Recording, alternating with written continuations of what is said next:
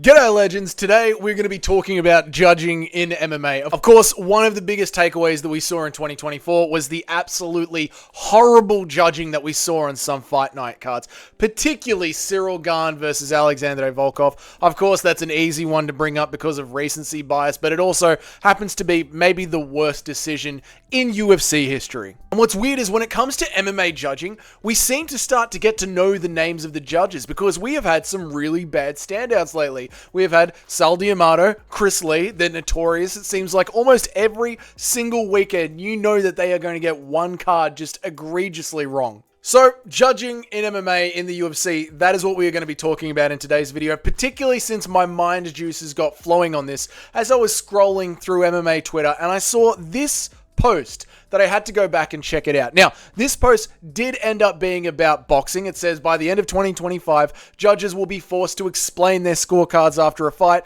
agree or disagree. It turned out that this was just a question, but it did get my mind flowing. And I figured, let's talk about this. Let's figure out what would happen if judges actually had to go up there and explain their decisions. So, let's not ramble along. This isn't a Jesse on fire video. By the way, well done, Ronan MMA. Absolutely cooked him. Let's get into it. Now, like I said, I came up with this because I was scrolling through MMA Twitter and I saw that post. So, but first thing I did was when I went and did some fact checking because my mind went, did I see this for the UFC? Did I see this for boxing? I wasn't really sure. But while I was doing some fact checking, I saw this interesting post come up from Aaron Bronstetter. And Aaron Bronstetter, who's actually reached out and talked to the MMA judges, and they have said that they care about MMA judging and they want the fans to be okay with their decisions and they want to try and bridge that gap. Now, Aaron, he's a very reliable MMA media member. Yeah, he's not like Ruben Carter. Yeah, you know him on Twitter. Just block him, boys. He just makes stuff up relentlessly. Aaron Bronstetter is a proper MMA journalist. And he put up this great post. He said, one thing I can say from having spoken to the judges is that they care deeply about MMA. And they hate these situations as much as anyone. I'm sure the Cyril Gane Volkov one is another one of note. He said, to me, the missing piece is allowing the judges the ability to explain their methodology for scoring a round a certain way after the fact. It wouldn't have to be immediately following the event, but perhaps host a Zoom meeting a few days later where they can explain why, from their vantage point, they scored a round that way. If they're comfortable doing so, maybe they could answer a few questions following their explanation. I think that this would be something great for the UFC. It's one of those moments that we could sit around weekly. Like, you know, when the UFC dropped their pound-for-pound rankings, it's one of those things as an MMA fan that we wait for. Or say, a Wednesday here in Australia, a Wednesday in America as well. A Wednesday when you're waiting to hear what's been said in the war room. What's the next matchmaking that's been okayed? Where are we going in the future? It's one of those moments during the week that MMA fans could really look forward to,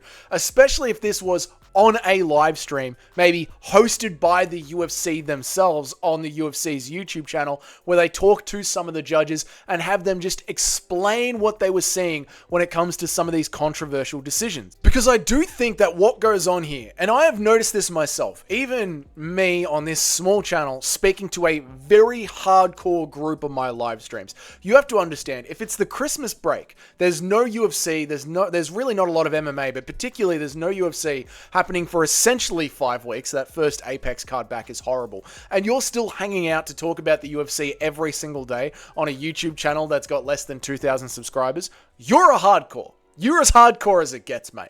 And even then, when I'm speaking to hardcore fans every single day, I have noticed that there is still this disconnect going on between what we all realize as the schoolyard rules of who wins a fight. You know what I mean? You look at Dricus, you look at Sean Strickland, and you go, it's obvious who won that fight.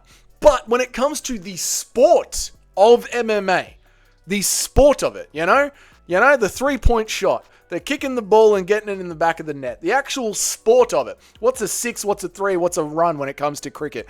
How is MMA actually scored on the day while the sport is happening? That is where there does seem to be a disconnect. And if there is a disconnect between that and the hardcore audience, I cannot imagine what is happening to the blokes that are just at the pub and ESPN is on the wall in the sports bar and they're drinking, they're having some beers, they're playing pool, they're trying to pick up a bird, and they're sort of half watching a fight at the same time. I can't imagine what the disconnect there is like. So to have the judges sit down once a week in front of the MMA community and say, you know, look, we sit there on one side of the cage. We don't have the stats in front of us. We don't have any replays. We don't have the commentary. All we can do is sit there and watch this fight as it's happening. And not only that, but we don't get to watch the entire fight and then judge the entire fight like they do in one championship. When a round is over, we need to hand in that scorecard before the next round starts. So when there are fights like, say, Dricus du Plessis versus Sean Strickland, yeah, Dricus's eye looks swollen by the end of the fight, but those first 3 rounds, that damage hasn't really started to accumulate visually, and this is how we got to the decision that we got to. And there's something to the idea of the UFC being the one to host this on their YouTube channel, because it's the UFC's job to educate the fan base, right? Recently, Big John McCartney has come out and said that he is willing to be a rules analyst for the broadcast. Now, I love the idea of having a rules analyst. I love that. I think whenever we're watching an Apex card or really any fight night card or any pre-fight prelims, you know, before we get to the main card, there's always these moments where we have a couple of knockouts, especially with the old and new gloves, new old gloves, where we have a couple of knockouts and then there's just rambling for 25 minutes to half an hour. We might cut to an ESPN desk for a little bit more rambling. This is wasted airspace. Absolutely wasted airspace. Instead, you could there's a show on Fight Pass, which is called like 25 knockouts in 25 minutes. It's a great show. Just play that. Just play highlights. And if you're not going to just play highlights, then bring in a real rules analyst to talk about some of the more controversial decisions that have happened in the past and explain to the MMA audience that is sat there at that time watching a card that has just had the adrenaline and the dopamine of watching a knockout and winning a big bet. Explain to them the MMA rule set.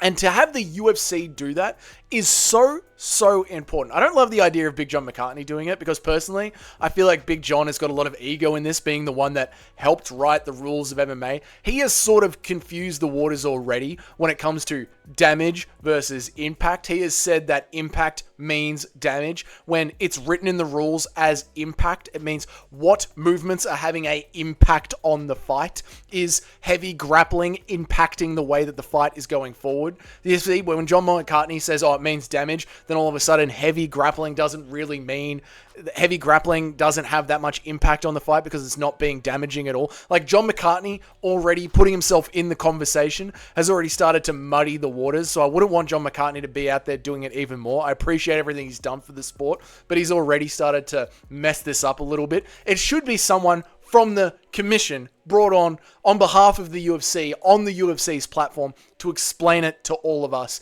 during a fight night event when there is that dead air time. And the reason that the UFC should be doing this and promoting this sort of behavior is because, as we have seen, there is a narrative that is starting to come out amongst the MMA fan base, and I have certainly backed this narrative. I've already made a couple of videos on behalf of this narrative as well, that the UFC is not as legitimate as it used to be. It spent a long time trying to differentiate itself from the WWE and be about real fights, and this is a place where the best fight the best. Now, in the past 24 months, since we have merged with the WWE and become the TKO group, what we have done is the UFC has gotten rid of USADA and now it does its own in-house drug testing. I've made a video just exposing that only 40% of the title shots this year were actually legitimate title shots where the best fought the best. But also, these decisions when it comes to bad judging seem to go in the UFC's favor. As we all know, notoriously, the superstar Paddy Pimblett will get a leg up over Jared Gordon, and most recently, Cyril Gane, heavyweight, French, Tom Aspinall, English, heavyweight, massive fight across the... Again, for the European fans, this is a huge fight. To have the MMA gold standard title fight happen between France and England is massive money. And of course, that just happens to go the way of the Frenchman, right? Volkov, been there, done that, who cares? If the UFC is seen as not a legitimate fighting organization, this really hurts the UFC's image. And all that has to happen is that the PFL need to fire Don Davis and get someone who understands MMA to be in charge of the PFL. And then you have got the lineal heavyweight champion of the world, Francis Ngannou, along with a meritocracy, along with all the money from the Saudis, along with someone who knows what they're doing. The PFL could be a wrecking ball in MMA. At the moment, under Don Davis, not even close, not a worry. But if the UFC continues down this path of being seen as a illegitimate, we're only here for fun fights, and even then the judging is going to go towards that of the superstar, that's not good for the UFC. So to have them leading the charge on explaining what is happening with the judging and why are certain decisions being made this way would be awesome to see from the UFC. The last thing of note would be that this does need to be a genuine move from the judges. This does need to be their best foot forward. What a good faith effort from the judges. Because unfortunately, throughout day-to-day life, outside of MMA, outside of boxing, we have seen this 1,000 times before. We've seen a politician get up there and just make up some bullshit excuse, explain his reason why, and we know that he's just full of crap. Or unfortunately, we've seen this 1,000 times before, where some horrible shooting happens by the police, and they go up there and justify the situation, and we just know that it was absolute bullshit. If you allow points of authority to explain themselves, they do generally just ramble on about bullshit, and we all know that it's just full of lies. So if something like this was to happen,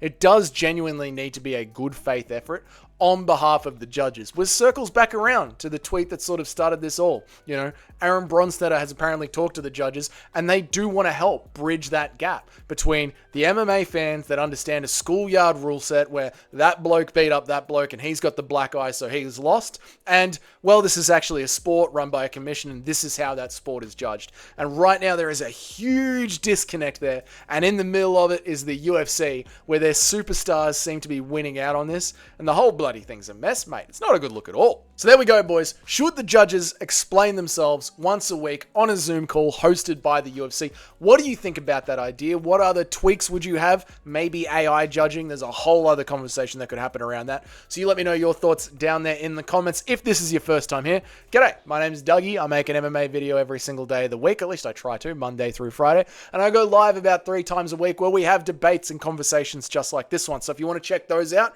hit that subscribe button if you want to see the videos. Hit the notification bell if you want to know when I go live. And if you're already on board with the channel and you haven't unsubscribed because of that Alex Pereira video that I made, hit that like button. Until then, Happy New Year, and I'll see you all in the next video.